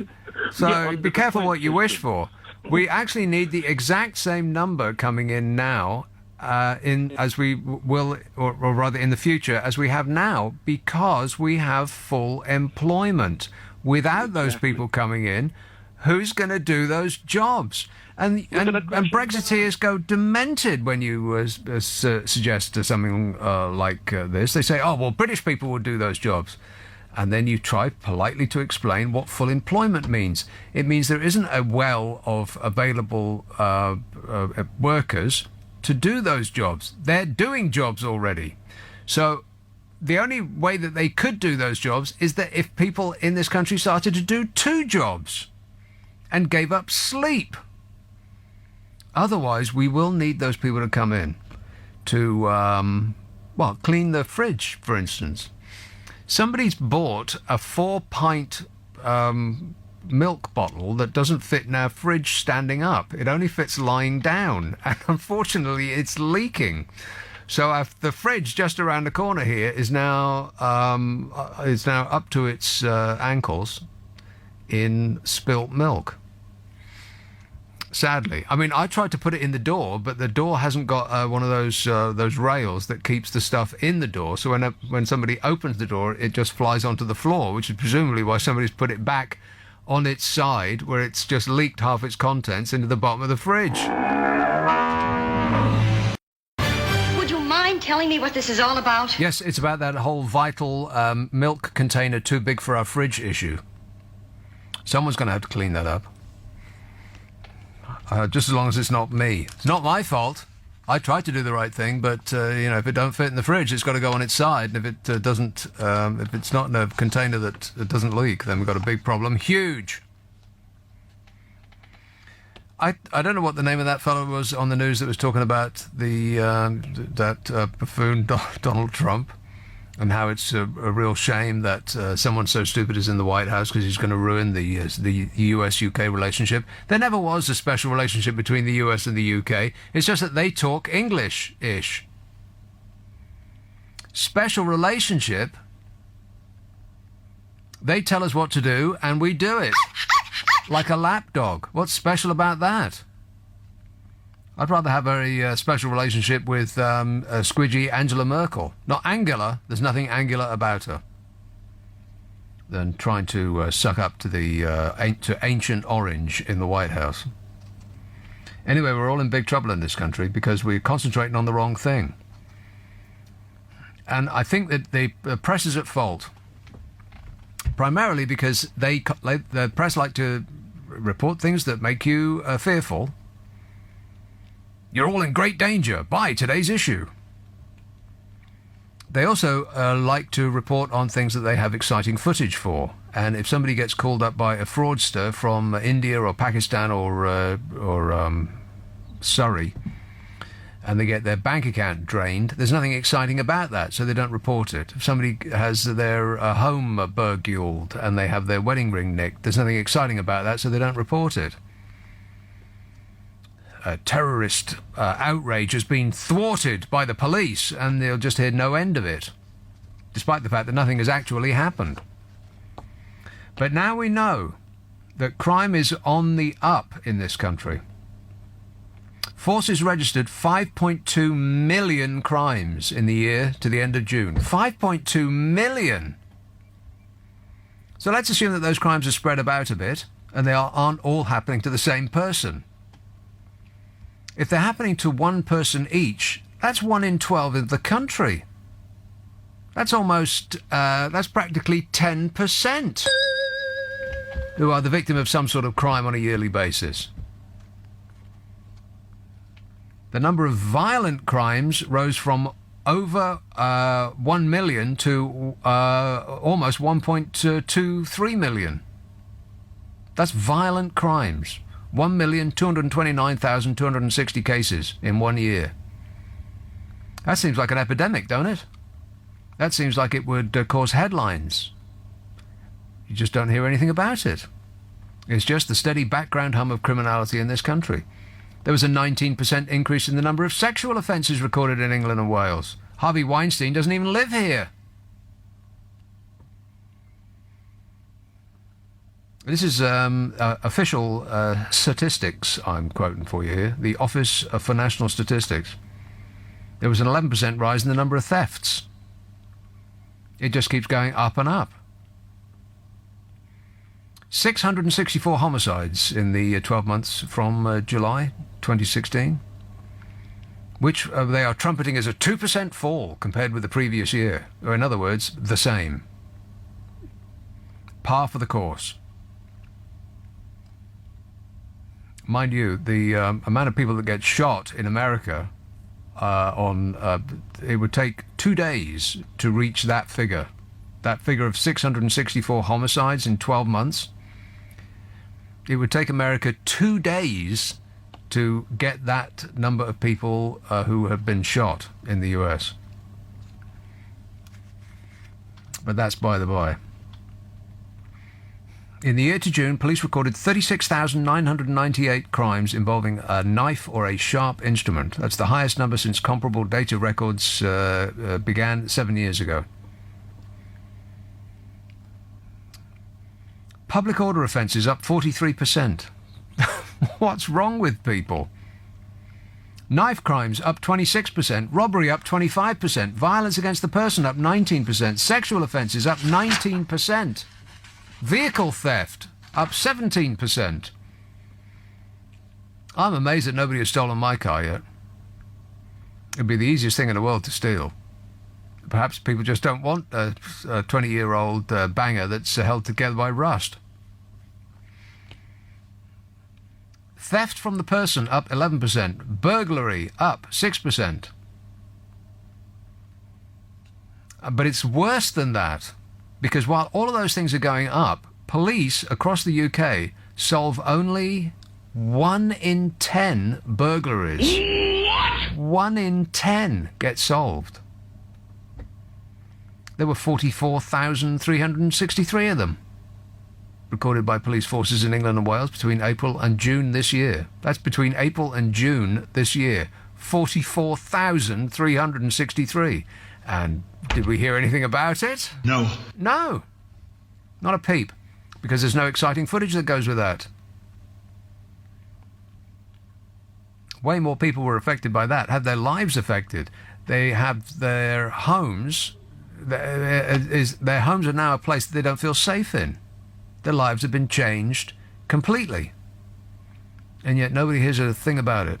The press are concentrating almost exclusively on ISIS and terror, which affect almost nobody. Well, this has been said before, but it's almost as though the press is doing the terrorists' job for them. If spreading terror is the plan, then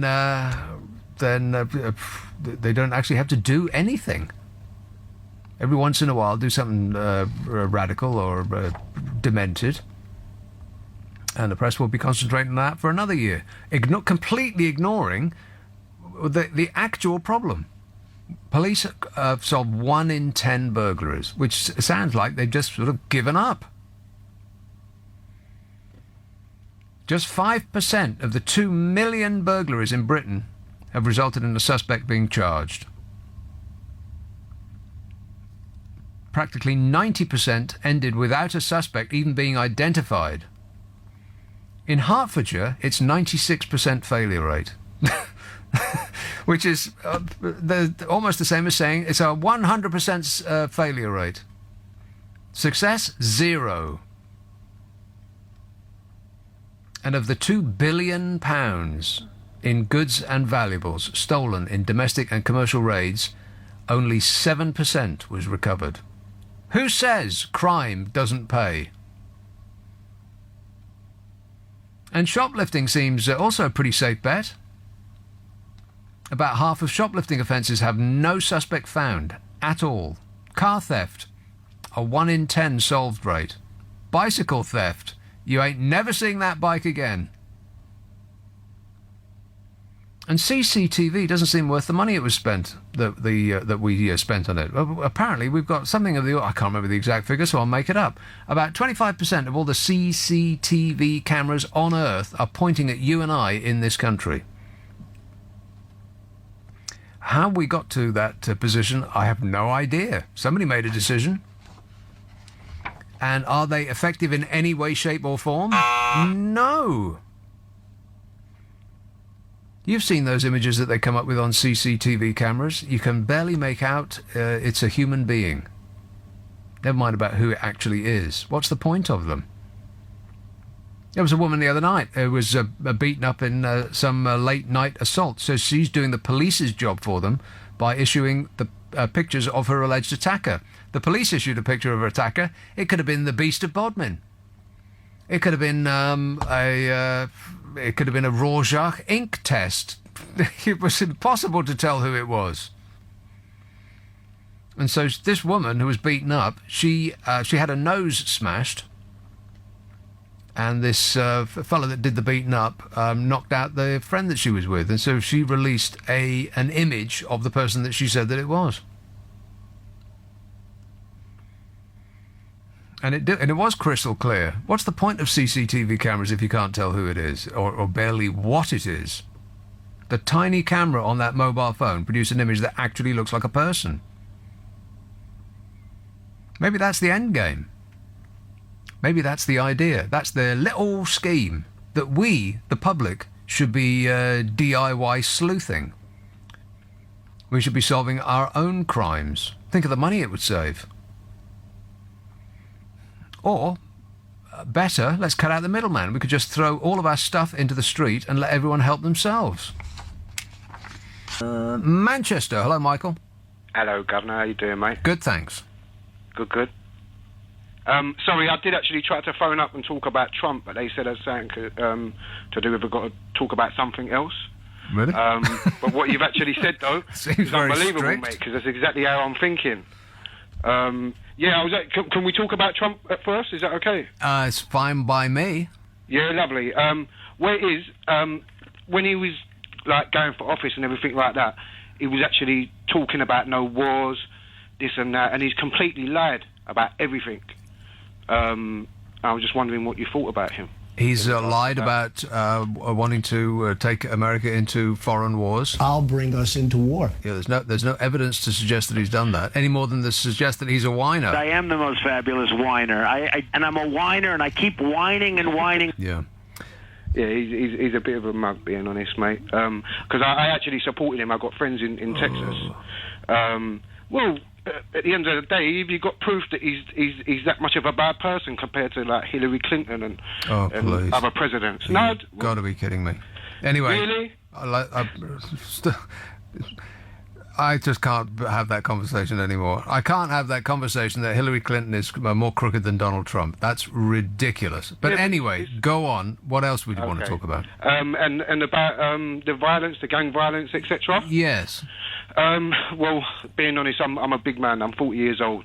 I grew up in East London. Sorry if my voice is a bit croaky. It's the first time I've been on radio before. And I've been in the prison system all my life. I'm not a bad person at all. Wait, what? You've been in the prison system all your life, and you're not a bad person? No, not whatsoever. See, where it is... Well, how did you get into prison if you're not a bad person?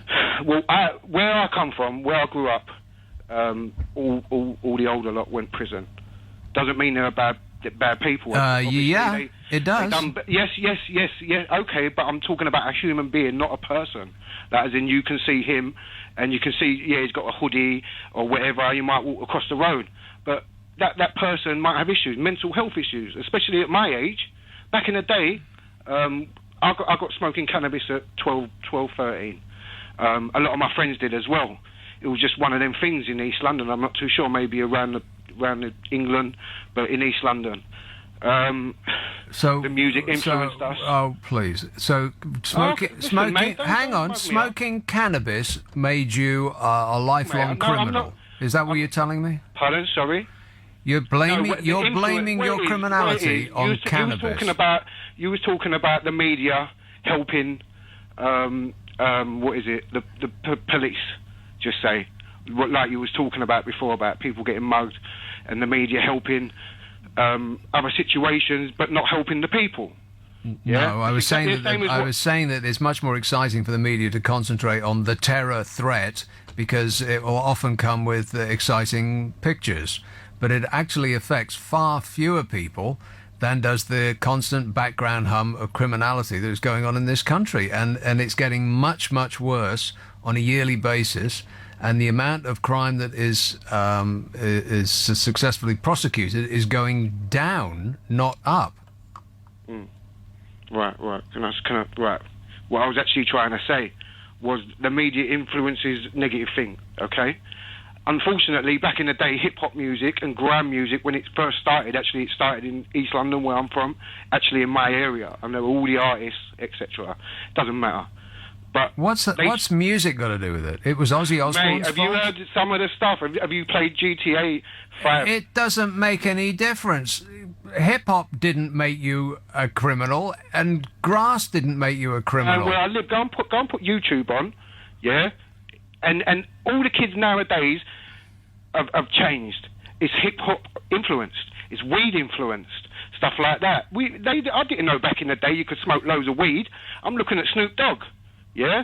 The geezer's rich as hell. I didn't know that. I liked his music. He influenced me. So I'm smoking my weed, so as all my friends. Yet when he goes nuts, because you're going to go nuts if you smoke too much weed, he can go rehab. Yeah? Unfortunately, the people like us, who we influence, we can't go rehab. We've got to stay poor with a mental illness. You don't need rehab for smoking weed. That's alcohol and heroin and all of the rest of it. There's a vanishingly small number of people who may exacerbate a mental illness by smoking marijuana.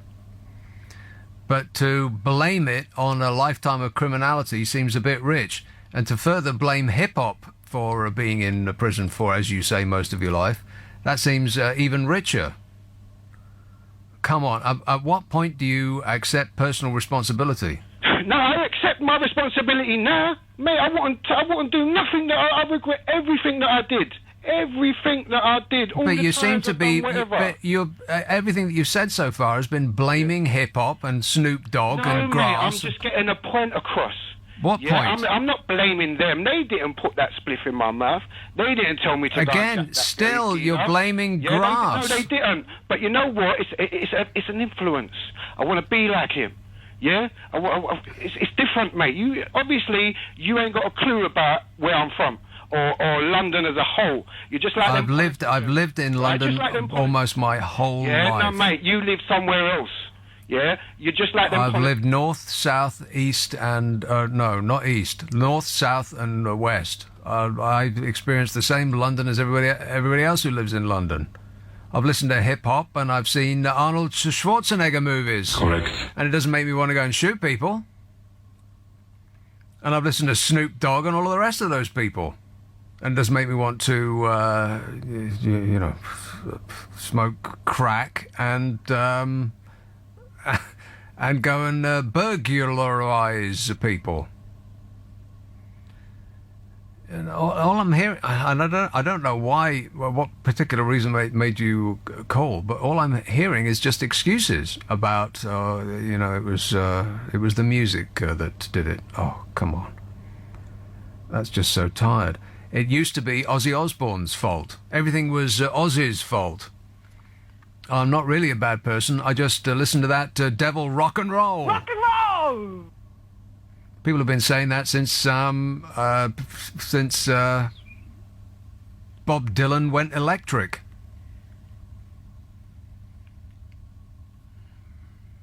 You make decisions, and you have to live with those decisions, and those decisions are yours. It's not Snoop Dogg's fault that, as you say, you spent your life in jail. Come on. This email from Kay says, cuts. Crime always goes up when more people have less money. But it's all okay, Nick, because the rich can afford lots of insurance, so they'll always be okay. Unfortunately, the poor who get robbed will have no way of replacing their things without getting caught up in the debt net. Yeah, well, then you could maybe give the government helpline a call. You know, the Universal Credit Government Helpline. Oh, no, that's right. It's a premium rate helpline. I laughed out loud when I heard that. The government helpline for people in money trouble who want to discuss the fact that the Universal Credit is making them wait for 6 weeks for their money. The government helpline is a premium rate helpline. I think that tells you everything you need to know. No further information required. They care about you. Jakob tweets, you are, as in I, am onto something. I had the same thoughts when I realised how ineffective and poor CCTV are unless it involves a fine. Hashtag money. Yeah, that's right. If you overstay your welcome in a car park, or you stray into the congestion charge zone, or you are caught doing 33 miles an hour in a 30 mile an hour zone, then those CCTV cameras are pin sharp. But if it involves, crime against the person or something dull and monotonous and uninteresting to the authorities as that, then, they just have... it's almost as though those images that they release are so bad, it's almost as though they've deliberately made them that bad. They've taken a clear image and muddied it up a bit. Printed it out in a photograph and then put in a puddle for a couple of days and then taken a picture of that photograph. How can it be that bad? CCTV cameras cost a fortune. Then you got to get 3 men with scaffolding to put them on the top of a pole. And the pole itself costs 10 grand. Then they've got to cement it into the ground and all the rest of it. It costs an absolute fortune, those CCTV cameras. And they're everywhere. And they're utterly useless unless, as Jakob quite rightly points out, a fine is involved. It's bizarre. And I find it suspicious that they're so bad, don't you? How can the camera these days be that bad? It's almost as though they're not that bad, but they don't want us to know that. Because, like I say, we are more surveilled in this country than any other country on earth. It's bizarre. You got people under dictatorships that are less surveilled than we supposedly free people are in this country.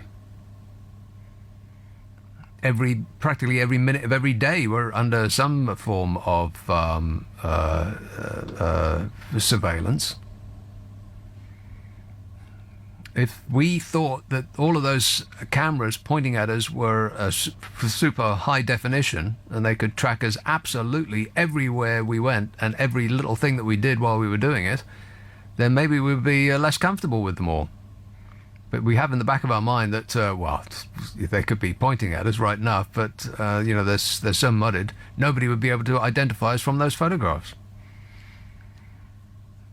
It seems hard to believe that we've spent all of that money. It must be hundreds, if not billions of pounds on erecting all of these CCTV cameras, and they're all rubbish. Can we get our money back, please? No. No, probably not. Lauren texts, you are right. Burglary has a drastic effect on people's lives, especially when you work hard to buy necessary items and a lazy burglar just walks off with them. Exactly. And it's not just the losing of the items that's the thing. It's your sanctum has been penetrated,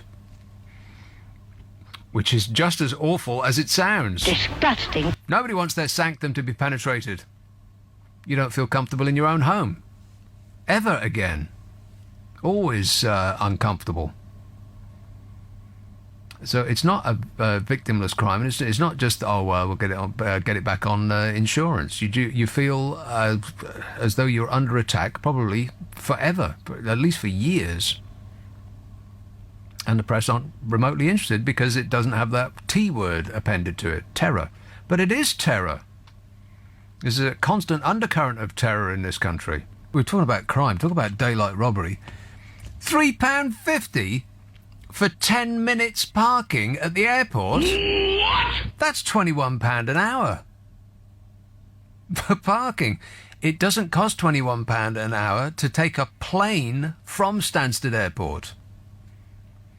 That is terrible. I tried to get around that last time I dropped somebody at Heathrow. You just get sort of funneled into a car park when you're trying to drop people off. I don't want to go into a car park. I just want to drop them off and go. But you can't do it. £3.50 for 10 minutes. Yikes. I bet the CCTV camera will be pretty accurate if it records you trying to get away without paying. Let's have East Sussex. Hello, Ralph. Oh, hello. Hello. Is Ralph. that Nick? It is me, Ralph. Is that you? Hello, yes. I do want to make a serious point about crime. I think the first thing is, I think, for example, New York has substantially reduced its crime by having a zero-tolerance policy. Well, it used to. I think it was, who was it? I can't remember the name of the governor. There wasn't there? Yeah. What was his name? It was the broken window policy, because he was actually dealing with something that we haven't experienced anything like it in this country. In the 1970s in New York, it was almost, that makes no difference, a lawless town. I can remember going through Central Park and people were selling joints. You remember those cigarette trays that girls used to sell cigarettes in cinemas, like around the neck, and it was a tray. Yes. They were selling joints, pre-rolled joints, in those things in Central Park, and the police were just walking by and not paying the slightest bit of attention. That's how lawless it was. And so the mayor at the time, I can't remember who it was, he said, we're going to let nothing go without attention. No graffiti, no broken windows, no people sleeping in doorways, all that, people peeing in the streets like they just don't care. Rock and roll! Like Grandmaster Flash sang. All of that stuff, we're going to really clamp down on it. And they did make an effect to the crime statistics. But, as I said, that was practically like a war zone, New York was. And we've never experienced anything like that. It would be inappropriate in this country. How about the riots? David Cameron did have a little kind word with the judges, and we did put people inside who committed minor offences. In a rioting situation, why don't we have a total clampdown on serious crime? That comes from the politicians, and I blame the general public for not actually starting up some campaign to sort this out. I mean, I'm going to blame my ordinary citizens. They're obviously quite happy with I having see. all this. It's my fault.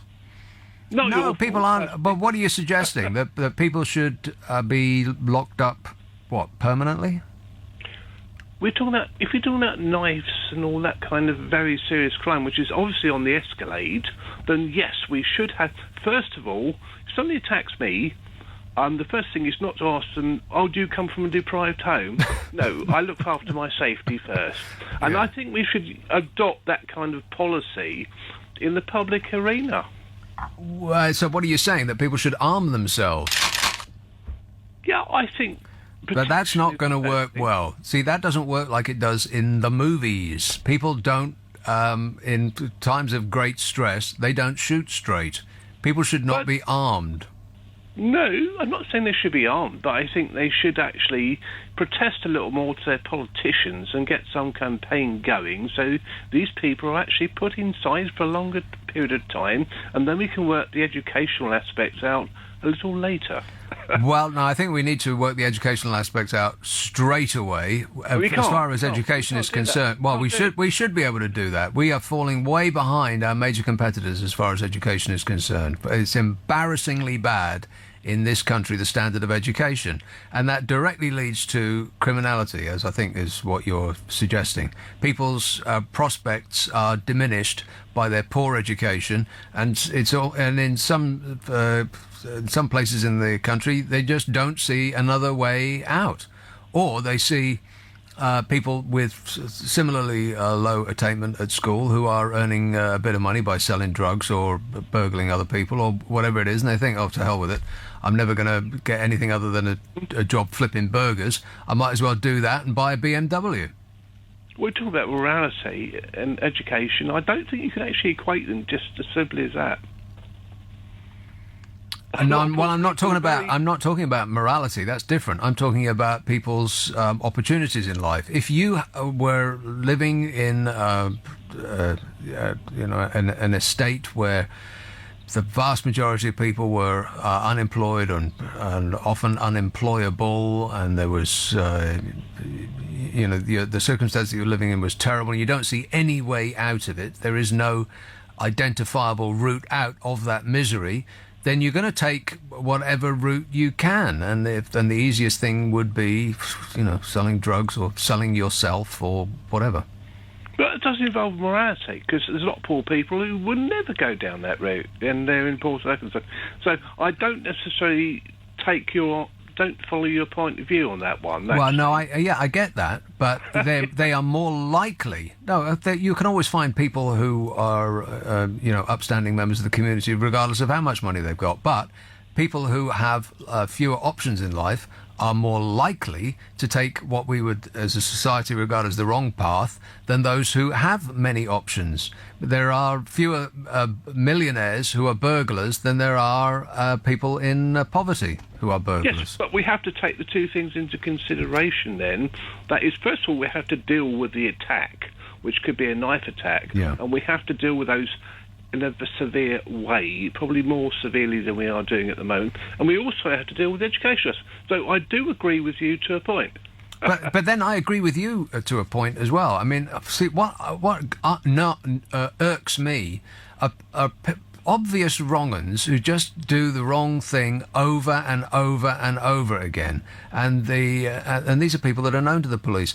And a lot of these crimes aren't, these burglaries, these a million-odd burglaries, they're not committed by a million-odd people. They're probably committed by a hard rump of a couple of thousand people who just commit them over and over and over again, and they're known to the police, and essentially society is just giving them a pass. They'll come up before the judge and he'll say, well, you'll certainly have learnt your lesson this time, and I'll let you off with a light to slap on the wrist. At some point you've got to say, well, you had your chance and you blew it.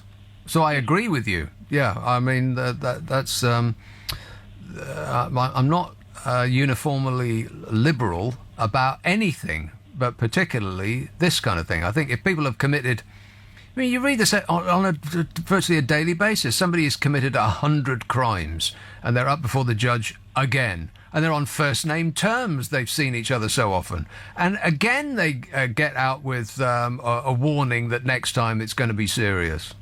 So why does the political system intervene and say, as Mr Cameron did with the riots, he actually had a way with the judge. He said, yes, you must put these... That worked. Though we can't do that normally. I'm not quite sure why he could have done that in those circumstances. Well, I don't know. I don't know what you mean by had a word with the judge. Well, I mean, he was very, very strict on the kind of prison sentences they got. And I think that was not just he actually put pressure on the judicial system. Why can't we have politicians who do that in these circumstances?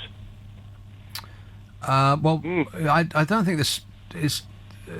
these unique circumstances aren't what actually ails us. I mean, I know those are the ones that get a lot of publicity, but what actually ails society is 1.2 million burglaries a year. I think those are the things. The ordinary, everyday background hum of criminality is what we... if getting tough is, as you suggest, the answer, then that's what we should be dealing with. But if only 1 in 10 burglaries get solved, that's pretty much the opposite has happened. We've pretty much given up on it. Yes, but have we given up with knife crimes? Now, they're much more serious crimes. We're not actually dealing with that problem, which is much more serious than burglars, as bad as they are. But we aren't actually dealing with the whole problem. And I think it's a political issue that needs to be solved either by changing the laws and also by, as you say, I agree with you on that. Well, it's against the... You don't mean changing the laws, you mean changing the sentencing guidelines. Yes. Right. I think we do do that for one. Well, perhaps. Particularly if people are violent over and over again. I mean, at some point society has to say, right, well, you had your chance and you blew it. So we'll see you. We'll see you on the other side. We'll see you in another life. All right, thanks a lot, Ralph. The higher crime has been created by the 7 years of austerity by the Conservative government. It created higher poverty, which resulted in higher crime cases. Scandinavian countries have very low crime because they have no poverty. Well, they have fewer people in poverty, that's right, because most of the people, the population spends more in taxes. And contrary to what you might expect, spending more in taxes, assuming that the government does positive things with it, is actually increases happiness, not decreases it. Let's have Bury St Edmunds. Hello, Marcus. Hey, how you doing, Nick? Good evening. Yeah, good, thanks. Thanks for having me. I listened with some interest to the gentleman that came on, talked about his lifetime prison sentence, what he'd had, or spent his life in and out of prison, and I was quite interested when I heard your attitude towards his reasons for that. Now, I don't think he got a chance to verbalise them very well. Yeah, he did. He verbalised them over and over again. He said it was Snoop Dogg's fault and it was marijuana's fault.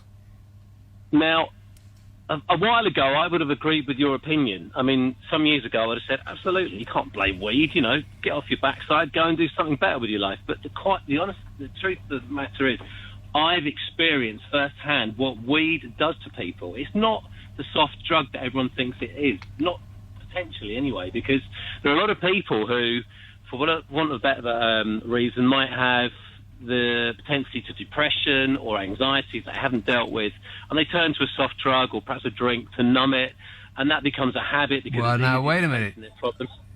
Or a drink. So it's not marijuana's fault, it's marijuana and or alcohol.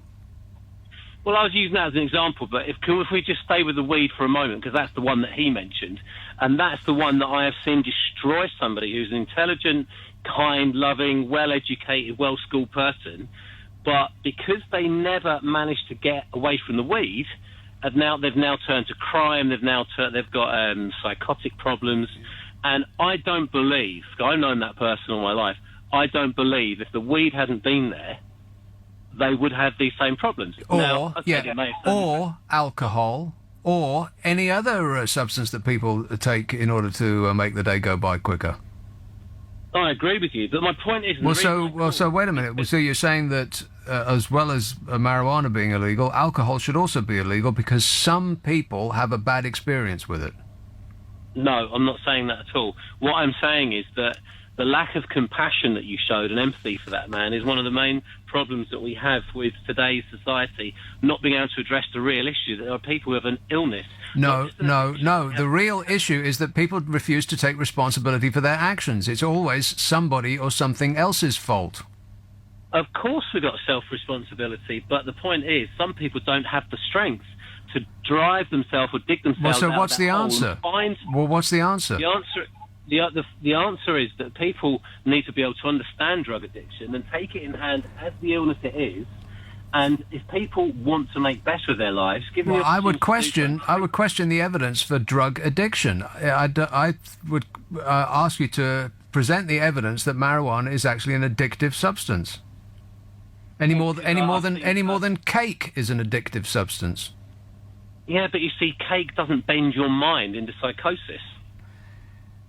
Well, stress can bend your mind into psychosis, Marcus. Absolutely, but we're not talking about the side effects of stress. What we're talking about is the side effects of a mind-numbing drug. Yes, but it can exacerbate a problem that already exists. I think science will go that far, but actually making you schizophrenic or giving you a mental illness that does not previously exist, I don't think there's any evidence for that, Marcus.